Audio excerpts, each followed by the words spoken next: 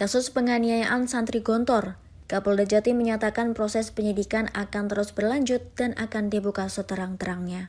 Setelah menetapkan 2 orang tersangka dalam kasus tewasnya AM 17 tahun yang merupakan santri Pondok Gontor Ponorogo asal Palembang, Kapolda Jatim Irjen Pol Niko Afinta menyampaikan bahwa proses penyidikan akan terus berlanjut dan akan dibuka seterang-terangnya. Hal itu disampaikan oleh Kapolda Jawa Timur Irjen Pol Niko Afinta di Mapolres Ponorogo setelah bertemu dengan berbagai pihak pada Senin 12 September 2022.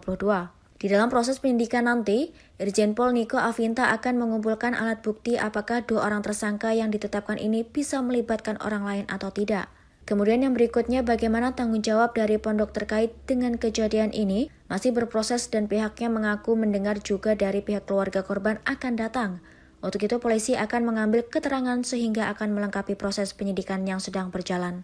Untuk proses penyidikan tentu yang pertama kita akan membuktikan tentang peran tersangka di kasus kekerasan yang mengakibatkan matinya terhadap satu korban anak, termasuk yang 2 berkaitan dengan korban kekerasan dan saat ini juga masih dalam proses pembuktian.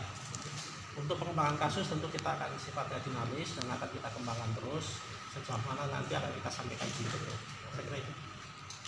Yang secara tertulis otopsi yang hari Kamis sekarang masih berproses. Nanti setelah otopsi resmi kita terima akan kita sampaikan. Yang kedua, kalau keterangan dari tersangka bahwa alat pukul tadi atau bambu tadi untuk pukul di paha, sedangkan di dada menurut keterangan dari tersangka itu dipukul dengan tangan kosong. Tentang kemungkinan adanya unsur kelalaian dari pondok dan dugaan mendiamkan kasus serta dugaan membuat surat kematian palsu, Kapolda Jawa Timur menjelaskan bahwa di tanggal kejadian 22 Agustus kemudian dilaporkan 5 September ada jarak kurang lebih 2 minggu. Terkait dengan kejadian ini dilaporkan atau tidak kepada pihak yang berwajib, pihaknya akan mendalaminya lagi. Pada hari ini kami dari jajaran Polda Jawa Timur ada di Krimum, kemudian bersama PJU yang hadir di hari ini melaksanakan pertemuan dengan Ibu Menteri, kemudian dengan Kapolres, Bupati.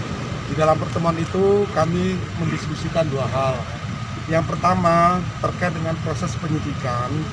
Di dalam proses penyidikan, penyidik telah mengumpulkan alat bukti dan telah menetapkan 2 tersangka dengan inisial M dan F.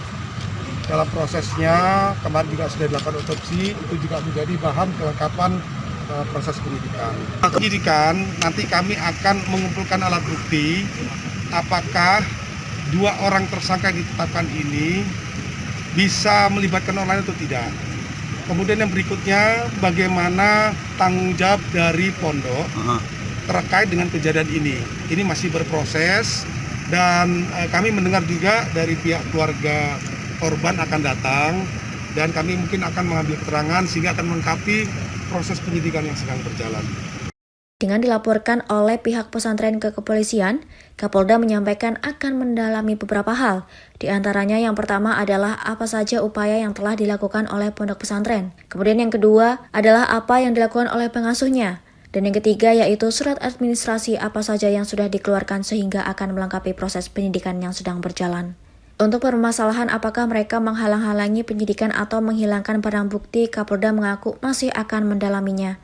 Irjen Pol Niko Afinta menyampaikan bahwa prosedur di dalam orang meninggal yaitu harus diketahui penyebab meninggal dunianya dan siapa yang melakukannya. Hal ini yang akan didalaminya dan proses masih terus berjalan. Kapolda mengharapkan kerjasama dari semua pihak sehingga masalah ini dapat menemukan titik terang dan proses penegakan hukum tetap berjalan. Dari Kabupaten Ponorogo, Iin Safitri, Kanal Indonesia TV, melaporkan.